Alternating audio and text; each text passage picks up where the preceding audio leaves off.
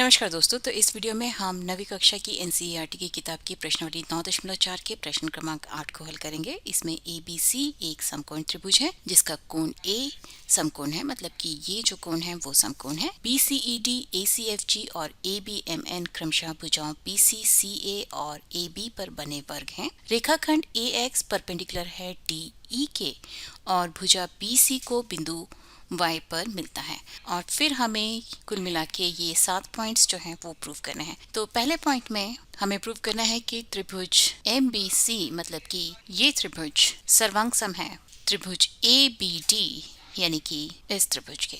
तो त्रिभुज MBC और त्रिभुज ABD में MB बराबर है AB के, दोनों जो है इस वर्ग की भुजाएं हैं। और कोण MBC बराबर है कोण ABD के, और दोनों के दोनों जो हैं वे 90 डिग्री प्लस कोण ABC के बराबर है। ठीक है, यानी कि ये वाला कोण जो है वो बराबर है इस कोण के। और भुजा BC बराबर है भुजा BD के, और ये दोनों भुजाएं जो हैं वो इस वर्ग की भुजाएं हैं, और किसी भी वर्ग की चारों भुजाएं जो हैं वे बराबर होती हैं। तो साइड एंगल साइड कॉन्ग्रुएंसी या सर्वांग समता के उपयोग से आप कह सकते हैं कि त्रिभुज MBC सर्वांग सम है त्रिभुज ABD के। और इस तरह से ये हमारा पहला पॉइंट प्रूव होता है। और अभी हमें प्रूव करना है कि एरिया ऑफ BYXT, मतलब कि इस आयत का क्षेत्रफल बराबर है एरिया ऑफ MBC के, यानी कि इस त्रिभुज के क्षेत्रफल के।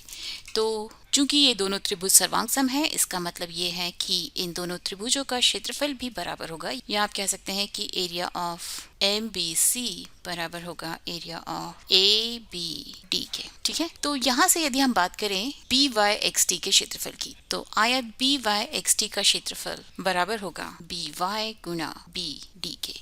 और यदि हम बात करें त्रिभुज ABD के क्षेत्रफल की, ये बराबर होगा 1/2। BD को यदि हम आधार माने तो इसकी ऊंचाई जो है वो बराबर होगी बिंदु A से एक्सटेंडेड BD पर खींचे हुए लंब की लंबाई के, और ये लंब की लंबाई बराबर होगी BY के। तो ये बराबर होगा 1/2 गुना DB गुना BY के। तो यहाँ से आप कह सकते हैं कि एरिया ऑफ BYXT बराबर है 2 गुना एरिया ऑफ ABD के, और एरिया ऑफ ABD बराबर है एरिया ऑफ MBC के। तो आप इसे लिख सकते हैं 2 गुना एरिया ऑफ MBC। ठीक है, तो यहाँ से हमने ये दूसरा पॉइंट भी जो है वो प्रूव कर दिया। और तीसरे बिंदु में हमें प्रूव करना है कि एरिया ऑफ BYXT बराबर है एरिया ऑफ ABMN के। तो यहाँ पर हमने प्रूव किया है कि एरिया ऑफ BYXT बराबर है 2 गुना एरिया ऑफ MBC के। तो आप लिख सकते हैं कि एरिया ऑफ BYXT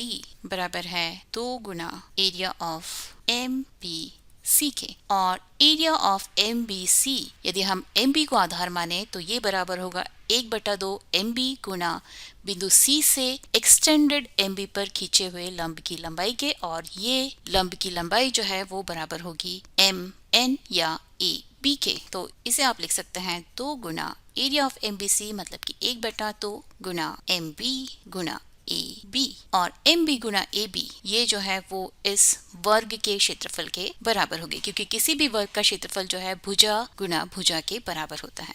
तो इस 2 से ये 2 कैंसिल हो जाएगा, और आपको यहाँ पर मिलेगा एरिया ऑफ ABMN या इस वर्ग का क्षेत्रफल। तो अभी हमने प्रूव किया है कि इस आयत का क्षेत्रफल जो है वो इस वर्ग के क्षेत्रफल के बराबर है। तो इस प्रकार से हमारा तीसरा पॉइंट भी प्रूव हो गया। और अभी यदि हम बात करें चौथे पॉइंट की, तो हमें त्रिभुज FCB और त्रिभुज ACE को सर्वांग सम प्रूव करना है। तो त्रिभुज FCB और त्रिभुज ACE में FC बराबर है AC के। ये दोनों जो हैं वो इस वर्ग की 2 भुजाएं हैं, तो दोनों आपस में बराबर होंगी। और साथ ही साथ कोण FCB बराबर है कोण ACE के, और दोनों के दोनों जो हैं वे 90 डिग्री प्लस कोण ACB के बराबर है। और साथ ही साथ भुजा CB बराबर है भुजा CE के। दोनों इस वर्ग की 2 भुजाएं हैं। तो साइड एंगल साइड सर्वांग समता के उपयोग से आप कह सकते हैं कि त्रिभुज FCB और त्रिभुज ACE सर्वांग सम है। तो इस तरह से हमने ये वाला पॉइंट भी प्रूव कर दिया। और यदि ये दोनों सर्वांग सम है तो इन दोनों का क्षेत्रफल भी बराबर होगा। तो आप यहाँ पर लिख सकते हैं एरिया ऑफ FCB बराबर है एरिया ऑफ ACE के। और अगले पॉइंट में हमें प्रूव करना है कि एरिया ऑफ CYXE मतलब कि इस चतुर्भुज का क्षेत्रफल बराबर है 2 टाइम्स एरिया ऑफ FCB के, यानी कि इस त्रिभुज के क्षेत्रफल के 2 गुने के। तो चतुर्भुज CYXE एक आयत है, तो इसका क्षेत्रफल आप लिख सकते हैं ये बराबर होगा CE गुना YC के। और अभी अगर हम बात करें त्रिभुज ACE के क्षेत्रफल की, तो ये बराबर होगा 1/2 आधार गुना ऊंचाई। और यदि हम CE को आधार मानते हैं तो ये होगा गुना CE गुना ऊंचाई। और ऊंचाई जो है वो बराबर होगी बिंदु A से CE पर खींचे गए लंब की लंबाई के, और ये बराबर होगी YC के। तो ये होगा 1/2 गुना CE गुना YC, और CE गुना YC जो है वो बराबर है एरिया ऑफ CYXE के। तो इसे आप लिख सकते हैं एरिया ऑफ CYXE बटा 2 के।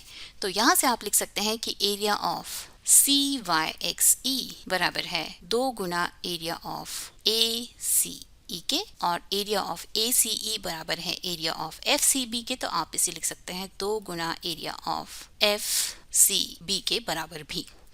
ठीक है। और तो इस तरह से हमारा 5वां पॉइंट प्रूव हो गया। और अभी हम 6वें पॉइंट की तरफ चलते हैं। तो एरिया ऑफ CYXE बराबर है एरिया ऑफ ACFG के, ये हमें यहाँ पर प्रूव करना है। और एरिया ऑफ CYXE बराबर है 2 गुना एरिया ऑफ FCB के, ये हमने यहाँ पर प्रूव किया है।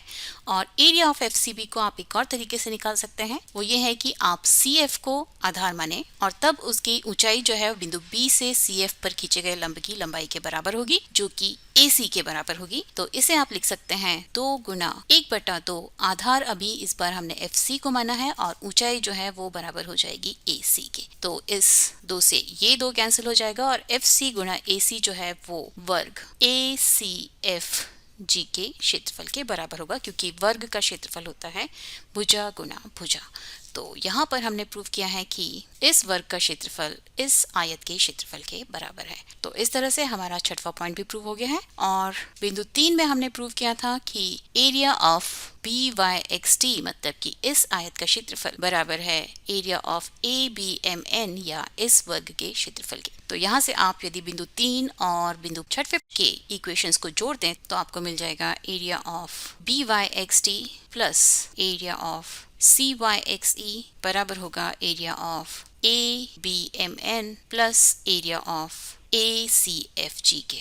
तो लेफ्ट हैंड साइड को जोड़ने से आपको मिल जाएगा एरिया ऑफ BCED मतलब कि इस वर्ग का क्षेत्रफल, ये बराबर हुआ area of ABMN plus area of ACFG के। या आप लिख सकते हैं कि BC स्क्वायर बराबर है AB square plus AC square के, और यही जो है वो पाइथागोरस थ्योरम है। तो ये भी पाइथागोरस थ्योरम का एक प्रूफ है। तो इस वीडियो के लिए सिर्फ इतना ही, और अगले वीडियो में हम वृत्त पर आधारित प्रमेयों को लेंगे, और फिर उसके बाद हम उन पर आधारित प्रश्नावली को हल करेंगे। तो उसके लिए आप मैथ्स स्मार्ट हिंदी को देखते रहिए, उसे सब्सक्राइब भी कीजिए और नोटिफिकेशन बेल बजाना मत भूलिए, क्योंकि तभी आपको पता चलेगा कि मेरा अगला वीडियो कब आने वाला है। तब तक के लिए नमस्कार।